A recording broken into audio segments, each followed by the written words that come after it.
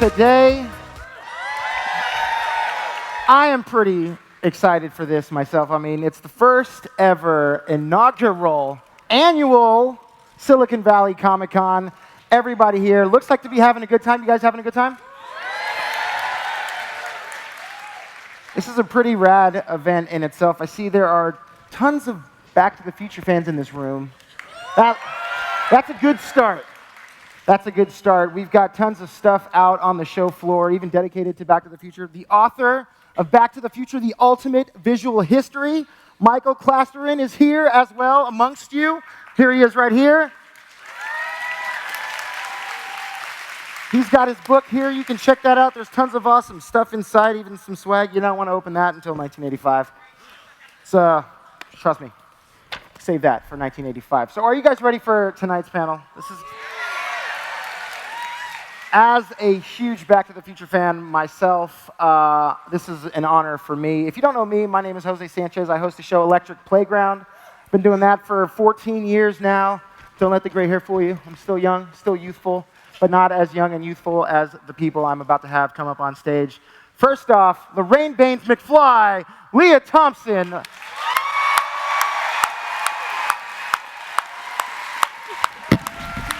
Hi. Hi. Woohoo! Wow.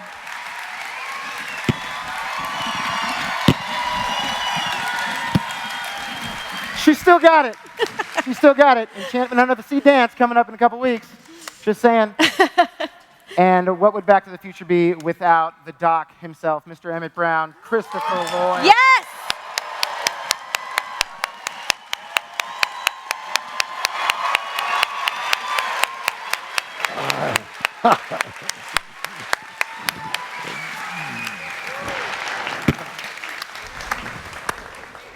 And of course, here to help me generate 1.21 gigawatts of power, Marty McFly himself, Michael J. Fox. Did Marty be? I want him to sit in the middle. Good. Where are we sitting? Sit over there! You sit there. Sitting over down there. Hi, everybody. This is exciting. This is cool. Well, we have made it back to 2015 has passed. We finally got there. The future is now 2016. Talking about Back to the Future still, after all these years. How excited are you guys that the passion and the energy for a franchise like Back to the Future still resonates, even 30 years after the movie came out? It's crazy, huh? Yeah, it's amazing. I mean, it's like back in 1985, kids saw it then, grew up, had families, then the families saw it. I mean, it's a cycle that just keeps going on endlessly, and it's amazing. I think what's really surprising about it is that young kids buy into it like their parents did. It's like a perennial. It's like Wizard of Oz or something. When I was a kid, I used to play Wizard of Oz every year, once a year on TV, and I used to watch it. And it's like that. It's just a perennial.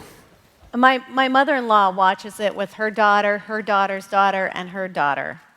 So 4 generations of Deutsch girls watch Back to the Future, which is like so cool, and they all get off, have a great time. So what could be better? Now, was this something you guys felt was going to have that staying power, even just making the first film? Did you feel like, hopefully we can do the second and third one if they make enough money with the first one, and eventually you'd be doing Silicon Valley Comic-Con on stage with all of these people, super excited to talk to you about it?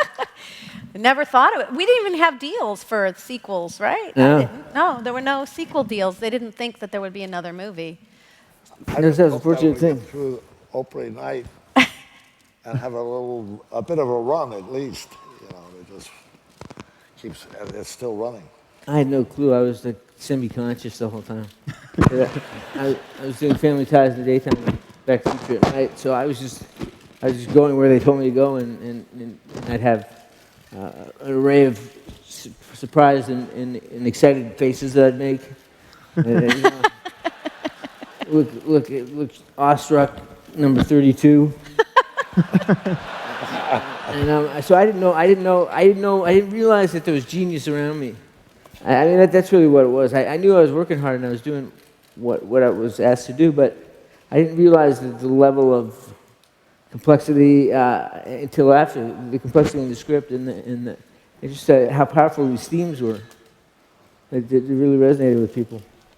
Were there any particular stories throughout any of the movies that sort of stand out as special moments for you guys that you either knew yeah, people are going to really enjoy this, or just something that made you crack up laughing when you were shooting?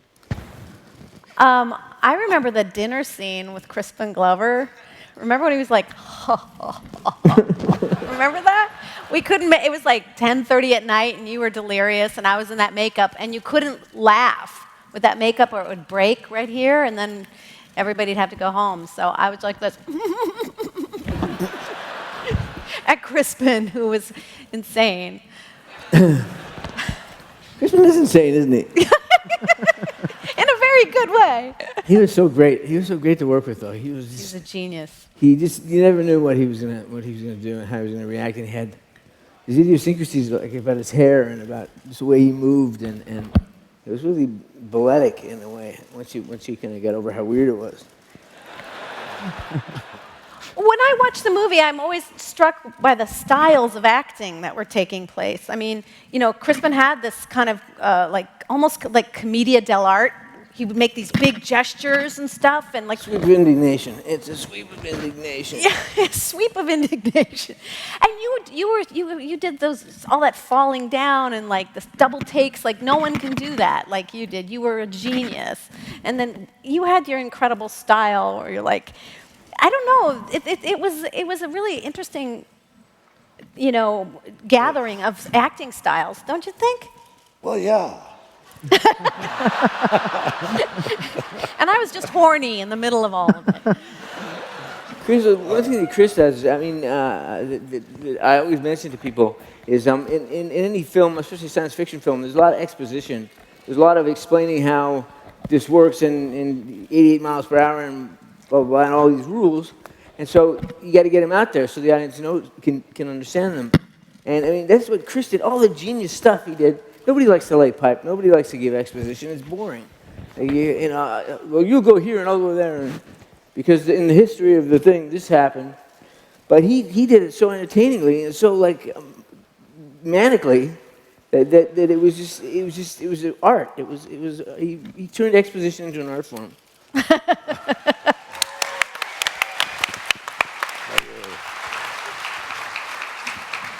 Well, Bob Gale, I mean, his writing just fit. It just worked. It was so easy, to get into it.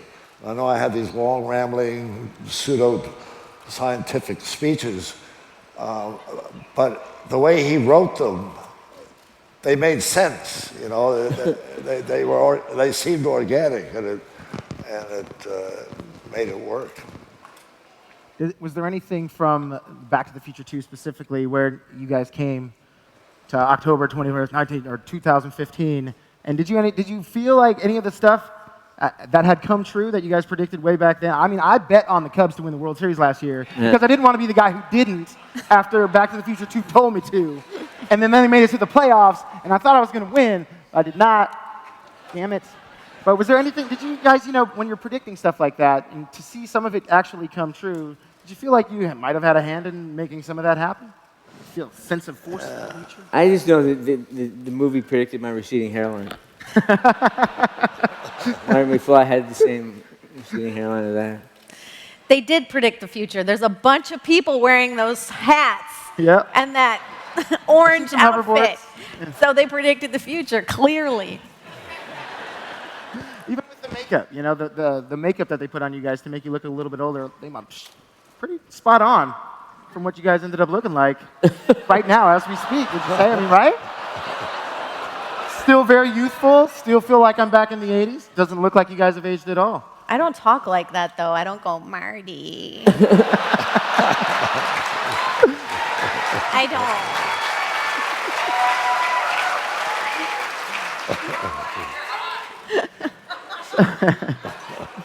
That's just, she just did it, so she can talk like that. But what would you say was one of your more particular favorite moments from the series? I mean, the whole deal was pretty fun.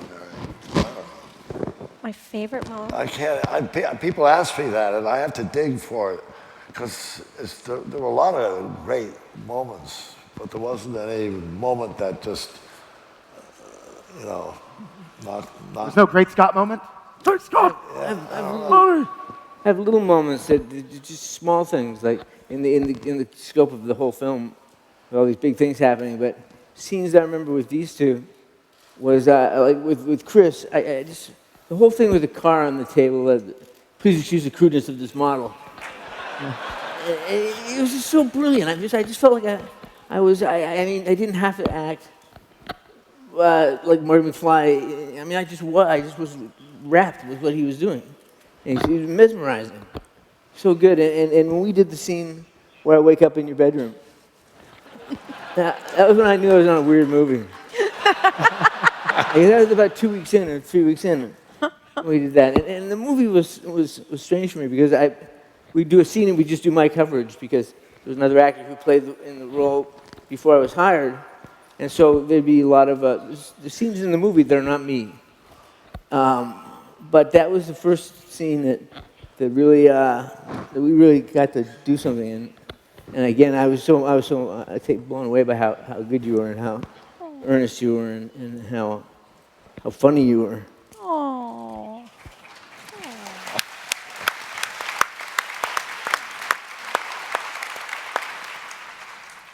Yeah, that there were so many great moments, and we spent a year and a half together. I mean, it was really a year and a half between all three movies. And so with, and then how much time in between the movies? Was it like 5 years? Was it really that long? Yeah, we did it in 84, 85. So we released in 85, and then we did the other one in 89 and 90. Whoa.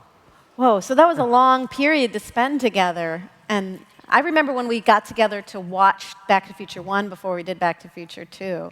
And it was so cool to just see what we had accomplished and then get to do more of that. It was just such a gift. 30 years later, still going strong. I know, it's craziness. Look at these people. It's so exciting. And that's really the cool thing about it is that people do genuinely share this movie with their family members, with their friends, and it goes on, and it's going to be kept being shared until till the end of time, way over there. That's where time ends. And all these fans, I'm sure, have some questions for these amazing people. So if you guys would like to ask some questions, please come on board. There's microphones here. There's a hoverboard over there already. The future is now. No, you go. Don't step on each other. Don't kill each other. Oh. Wow. I mean, you came equipped with the vest and the hoverboard. Do you need to check the sports almanac? Oh, she's got sports statistics. There it is.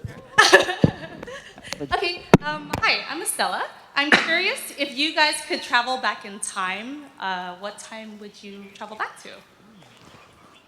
Do you have a good answer for that? I'm a woman, so I'm happy to be right here, right now. Because I want to vote, and I want to make the same amount of money as a man. I want to be right now, so that's my answer. But you guys, men, probably have other ones. Well, I worked with Woody Allen once, and he said there was we were having a conversation about time travel, and he kind of came into it late, and he said that he wouldn't want to be living any time before the invention of penicillin. I kind of feel like that too. Okay. Is there I don't know. I like to go back to bed. like to go back to bed?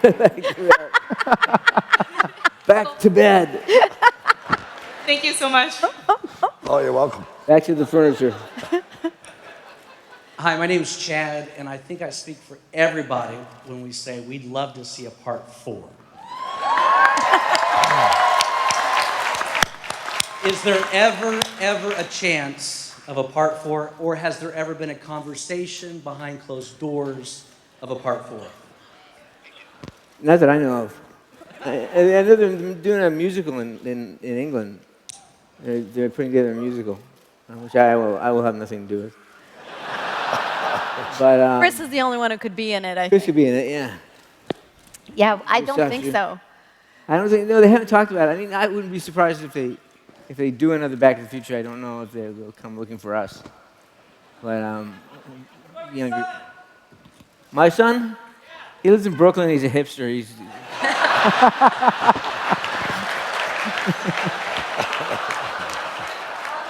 He's working on an app. Anybody here working on an app? App to the future? That sounds brilliant.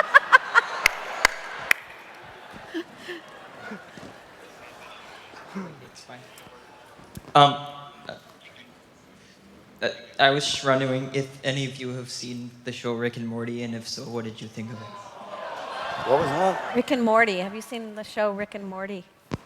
No. I haven't. Yeah. I'm not a hipster. Is that a You should. hipster show? No, Oh, you should. And at the end, can I give you all hugs? hugs? I'm available for hugs after. Yeah. Good. Thank you. Sorry. Thank you. Thank Yeah, you. no. Hi. Hi. Marty McFly is a 17-year-old high school student and whose best friend is a disgraced nuclear physicist. And they never explain that. So do any of you have some theories of how they met? It's like Batman and Robin. Don't ask. It's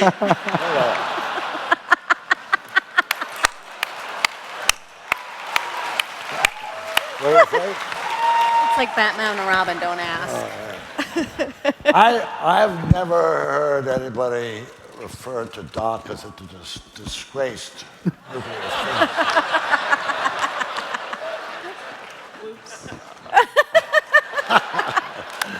Be a well accomplished. That's so funny. But, what the hell? I always kind of figured he was a teacher of his, and they just had interest beyond the classroom. I don't know. Broke back to the future.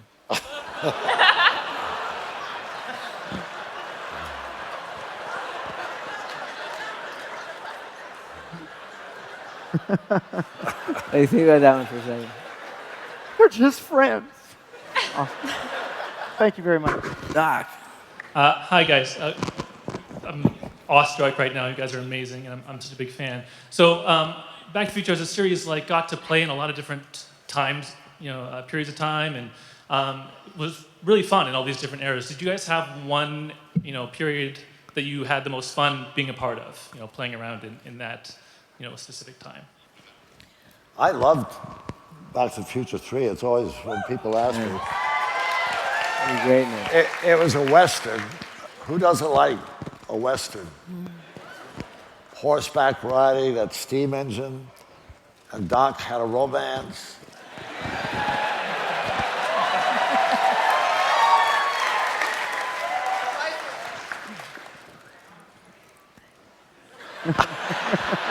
Perfect. I always thought it was magic. I mean, one of the great things about making a movie is when you get to, the courthouse square where they changed it all the time. It was always such a magical moment when we would, round that corner for rehearsal and see that they'd completely changed it. Yeah. Or when I walked into the dance, the Enchantment Under the Sea dance, and it was all these people dressed up like the 50s. It was so amazing to me. My favorite was the 50s.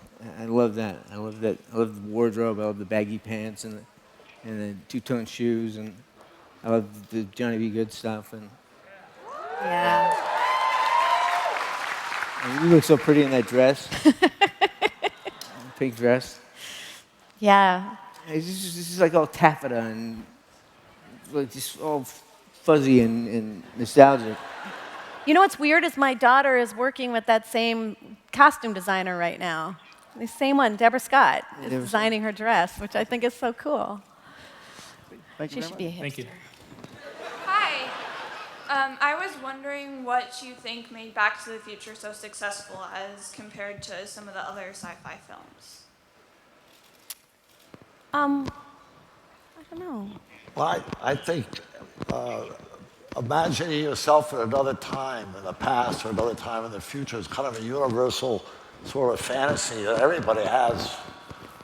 You wish that you could be in the future somewhere, or you wish you could be in the past to see. You know. So I think it appeals, certainly appeals to that kind of very human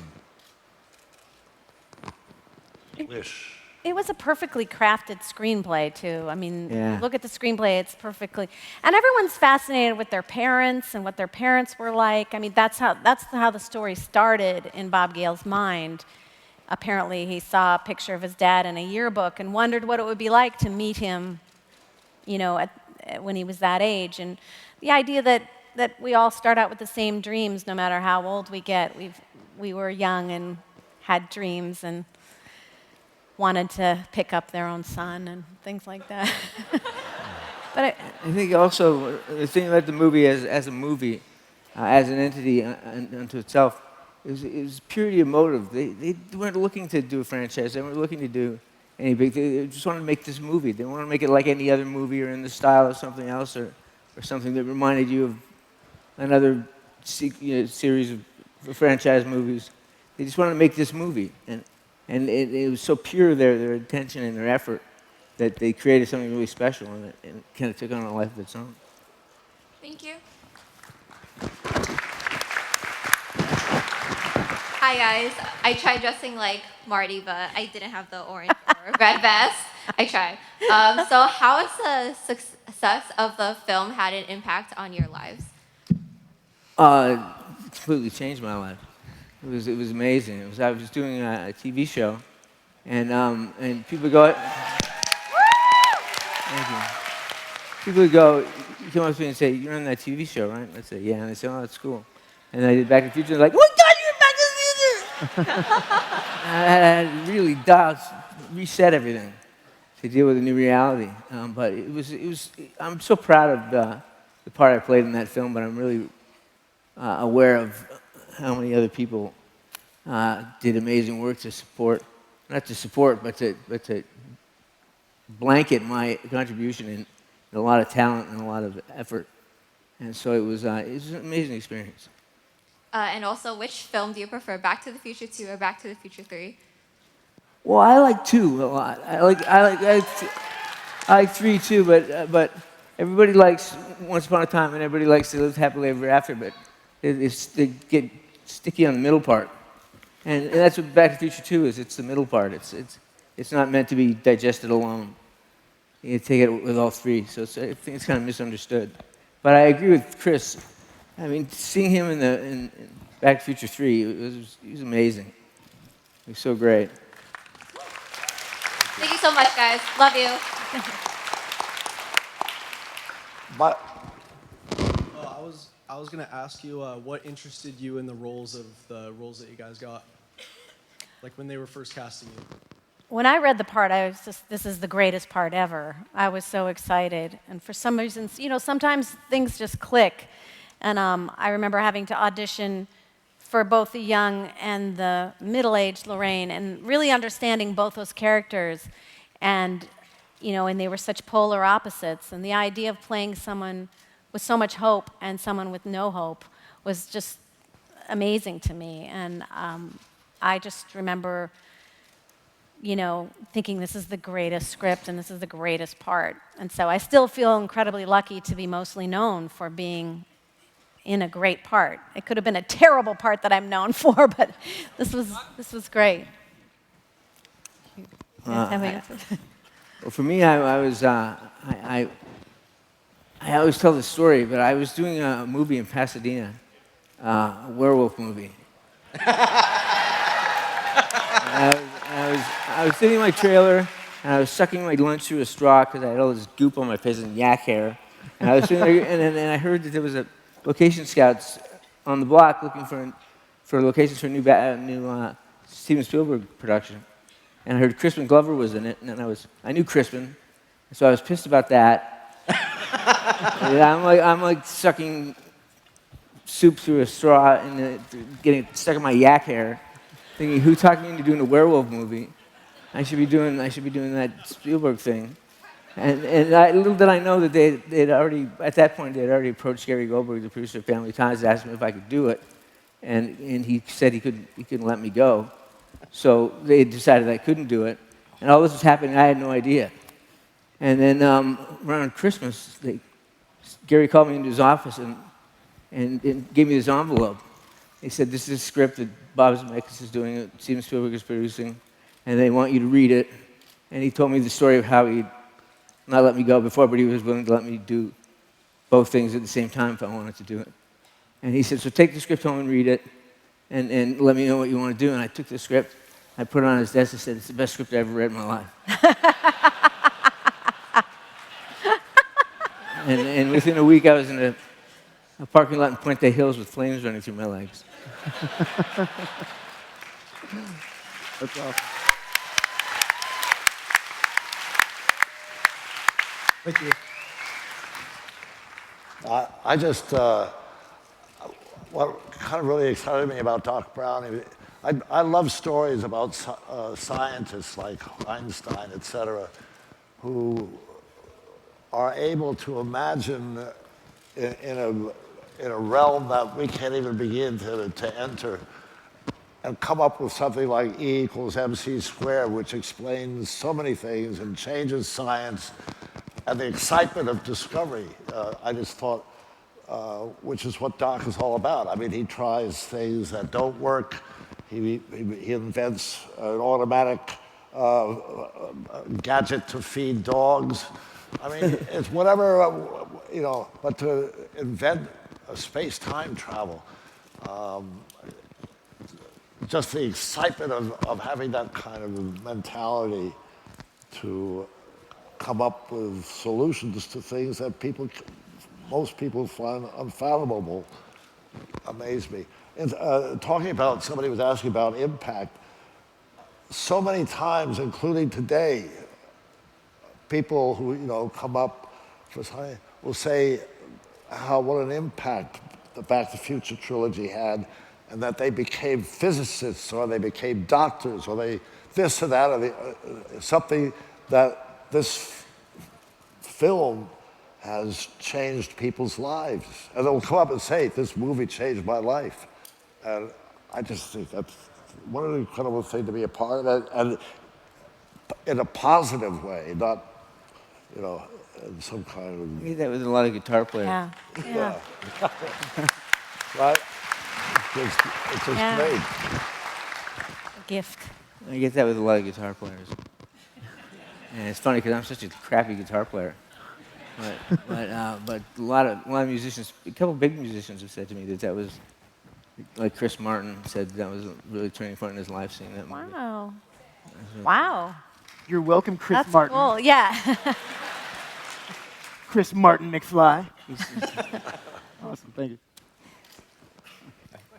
Hi there. So my question is, I know you guys play iconic characters, but would there be one crack of any other character than your own that you would have like one shot at any particular scene? Like, for example, if Marty could have been Biff. Or... Whoa. Wow. I wouldn't want to be Claudia's part. No, I was happy with my part. I wanted Biff's goons. Those guys just look mean in the background. Billy Zane, man. Billy Zane, man. Billy Zane. For some 3D glasses. Billy Zane, he was go matchstick. Now, who's J.J. Cohn was the matchstick? Oh, yeah. Toothpick. Yeah. Would you want to play a different part? Did you want to play my part? You wouldn't look good in that pink dress. What the hell? Yeah. Give it a shot. Well, that's one of the things about the movie. It really was really, really well cast. I mean, sometimes things can go really awry. I mean, second time it was really well cast. But first time it was well cast. Yeah. But I mean, it's hard. Sometimes, things that everyone's part, they don't click. And this one seemed to click really well. Thank you very much. Thanks. Mr. Fox, loved you in Curb Your Enthusiasm with Larry David. Thank you. When you make jokes about the disabled, it's always an area where it's kind of touchy. You don't really want to go there, or how far you want to go.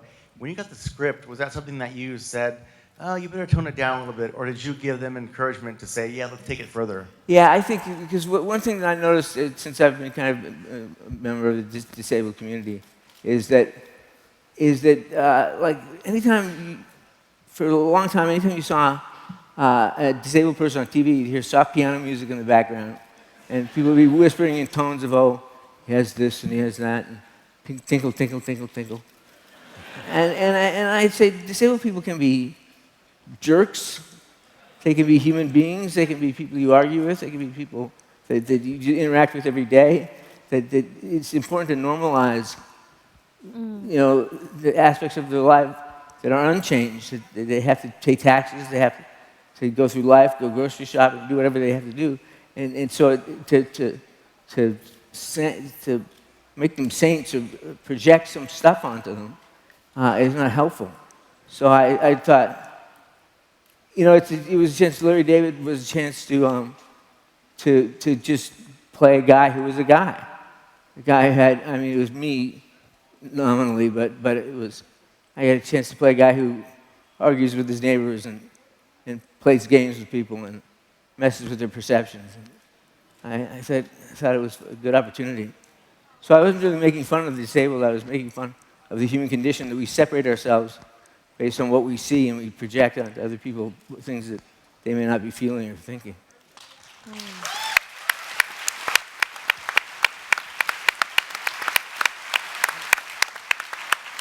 I'm a person with a disability also, and so my question is, did you ask them or say, hey, let's take it further? Or did you say, oh, you're going a little bit too far? Oh, we just improvised. That show is improvised, so they have a basic thing like, okay, Larry's going to come up and complain about the noise. So I say, okay, I'll come up with an excuse for the noise. And you just start doing it, and he's like amazing. And you just start arguing with him, it's coming up with stuff, and then next thing you know, they say, it's great, we got it. And 2 months later, I saw it on TV and said, oh, that was funny. Thank you very much. But they'll definitely go as far as you want to go. Curb Your Enthusiasm, they have no limits.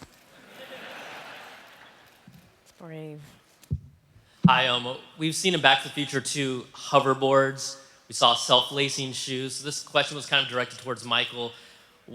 What are your thoughts on that? Just the fact that these things are now actually happening and exist today. What are your thoughts on the stuff that you guys saw years ago in the movie happening now? Well, I can't say that I saw it. It's Bob Gale and Bob Zemeckis who have the amazing brains that come up with this stuff and make these leaps of probable progress. And I think they just, in a way, it's this self-fulfilling prophecy because, like with the lace-up shoes, Nike said, let's make it real lace-up shoes like we pretended we made for the second movie. So, but they do. I actually have a pair of the Nike lace-up shoes, and they're amazing. Yep. And they come in handy for people with Parkinson's. Just push a button. This is awesome. Thank you. Hi. Hello. I have a question.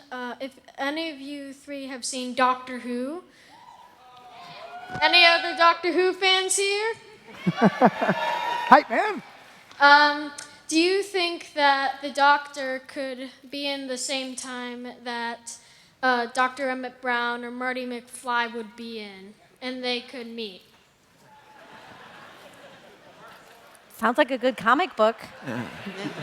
I don't know Doctor Who that well. All I know with Doctor Who is every time I turn it on, there's a different Doctor Who. Who's Doctor Who now? But sure, we get those guys together with Bob Zemeckis and Bob Gale and see what they come up with. All right. Thank you. Thank you. Anything's possible with time travel. We can make it happen. Hi, my name is Sandra, and I just have to tell you how wonderful it is to see the three of you together and how special it is for us. What is it like for you guys to get together again? And have you been able to keep in touch as much as you'd like over the years? Well, lately we've been seeing each other a lot. Yeah. It's really nice. We've done a lot of different movies together. With the anniversaries that come up, they bring us together and we do stuff together, which is really fun. But I think I'd like to have stayed in closer touch over the years. But whenever we see each other, the three of us, and extended cast beyond that, it's great. It's like she looks 23 to me. Aww.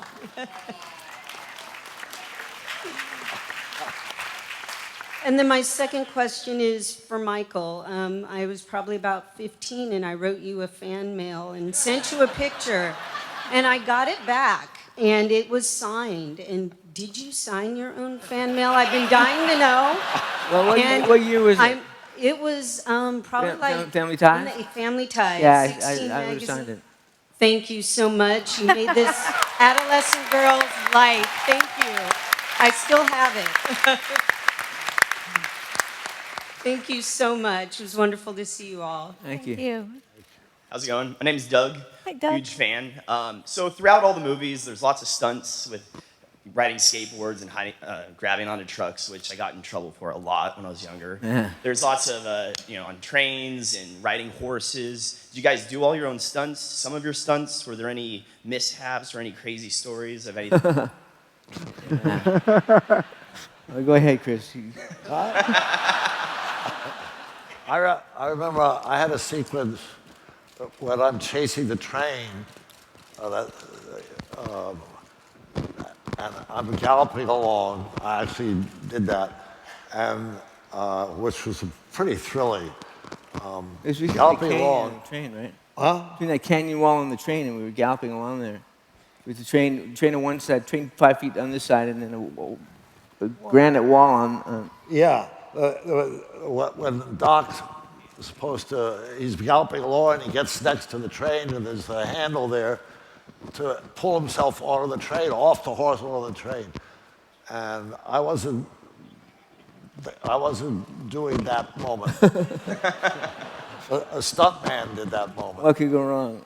But I remember the take was going on, and I caught up with the train, and I so wanted to grab it and pull myself on the train. But if it didn't work out, it could have been kind of bleak. Could have been chopped off. For me, I mean, I did a lot of that stuff, skateboarding and a lot of stuff, up to the point where you could get killed, and then even if I wanted to do it, insurance wouldn't let you do it. But the one thing that kind of went awry, we were doing the hanging scene in Back to the Future 3. Right. And I had this thing with Bob whenever I'd do a take, and I wasn't happy with it. I'd say, okay, forget that. Now you're going to see some acting. We'll do it. We'll do it again, and now you see some acting. And he wasn't convinced that I was being hung. It didn't look like I was being hung. So I said, okay, I'll put my hand in there, and I'll lift my feet off the ground, and I'll actually hang for a little bit and see how it looks. And I said, watch this, Bob, it'll be great. I put my hand there, and I blocked my carotid artery, and I went out. Oh, man. And then I woke up, it seemed like 3 minutes later, at the end of a rope. And that was the hairiest experience I had. Wow. Come on, crazy. Great Scott. Yeah. Thank you guys. I just had a lot of push-up bra stunts. Yeah. They were dangerous. Very dangerous. Can we see some of those stunts? Yeah, it was very, very frightening. We had the part 2 of Lorraine boobs. Yeah, the Lorraine boobs were very difficult. What is that line you had? You made me get these. Yes. These things. You want them back, you can have them. That's enough. Come on.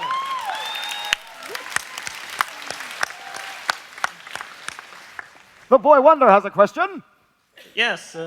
I have 4 questions for Christopher Lloyd. If Raul Julia had lived, hadn't died playing in that horrible Street Fighter movie, would there have been the proper third Addams Family movie? I don't know that for sure, but it certainly could have. I don't know what to say to that. It's an odd question. I mean, not counting Addams Family Reunion. I don't know whether they were going to do another sequel to that or not, but I'm sure if Raul was around, he would have done it. Cool. Did you know there's going to be the real time machine invented by Ronald Mallet? I mean, no. Is there a real time machine? Did not know yeah, that. it's going to be invented very soon. It's going to be invented. That's how far ahead the future goes. Time machine's already invented, but we don't know about it yet. That is. Or do we? Robin knows. And one more thing. Do you like Nostalgia Critic? nostalgic critic. The what? I don't know. We don't know any. Oh, you met him. I mean, you met him. Remember, are you, like I was frozen today? I mean, that, Oh, yeah. That Yeah. part. Yeah. Awesome. I'm confused. Did you saw his review for Food Fight? No. Thanks, Robin. To the Batcave. We're trying. Hi guys, my name's Chris. Hi, Chris. I actually wanted to target Michael J. Fox on It's a nice word. What was that? Nice word, target. I like to hear it targeted. So I actually have Parkinson's myself, as you can see, as I'm holding my phone. I just wanted to see how you deal with your struggles. I mean, eating soup is pointless. Taking pictures is pointless as well. You know, I'm trying to take a video here, and it'll just be like. Ugh. And my wife, like, take a picture. No, forget it. And it's, you know, I've had a long time that I was diagnosed in 1991, so that was a long time ago, and I just live my life. It's things come up that are harder to do, or are consistently more difficult to do because it is a progressive disease. I just take note of it and find another way to get around it. And it's like, it's kind of corny, but a thing that I often say is, if you imagine the worst case scenario, and you obsess about the worst case scenario, and it actually happens, you've lived it twice. So I just try to take every day as it comes, and it's definitely difficult. You can get caught up in the difficulties of it. Yeah. But I try not to dwell there. I try to take care of that. First thing in the morning, I wake up and I'm a mess. And I walk by the mirror and I look at it and I say, what the hell are you smiling about? And then I keep a smile on my day, on for the rest of my day and go through it. Last year I tried. And on that note, unfortunately, we are out of time, but these guys are going to be here all weekend to celebrate with you guys. Thank you very much for coming out. Thank you Christopher so much Lloyd, Leah Thompson, Michael J. Fox. You